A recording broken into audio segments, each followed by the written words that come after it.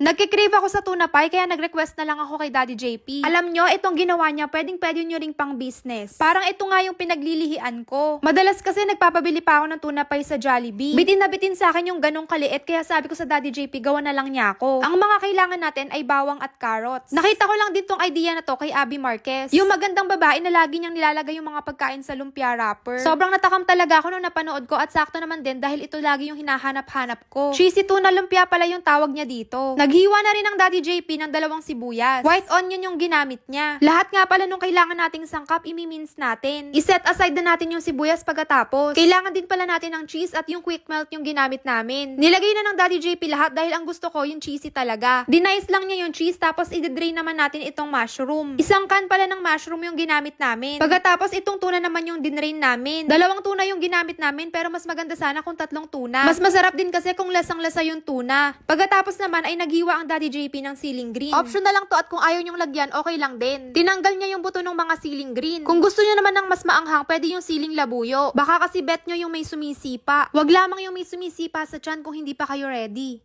Char. Maggisa na tayo pagkatapos at butter ang ginamit ng Daddy JP na panggisa. Una niyang nilagay yung sibuyas, tapos sunod naman ang bawang at carrots. Sinunod na rin niyang ilagay ang mushroom, ceiling green at yung tuna. Pagkatapos naman, ilagay na natin ang ating all-purpose cream at yung mayonnaise. Mga mare, sinasabi ko sa inyo, kalasang-kalasa niya yung sa Jollibee. Ito yung tuna pie na low budget. Nilagay na rin namin ang quick melt, chicken powder at yung paminta. Yung chicken powder, kung wala kayo nun, pwedeng asin ang ilagay nyo. Pinagtatanggal na rin ng Daddy JP yung lumpia wrapper sa pagkakadikit. Siya na rin yung gumawa, pati yung paglalagay sa lumpia wrapper dahil hindi ko naman talent yan. Sabi ko sa kanya, kung gusto mong mas mapadali ang ginagawa mo, ikaw na lang ang gumawa. Pumayag naman din siya dahil wala naman siyang magagawa dahil ako naman lagi yung nasusunod.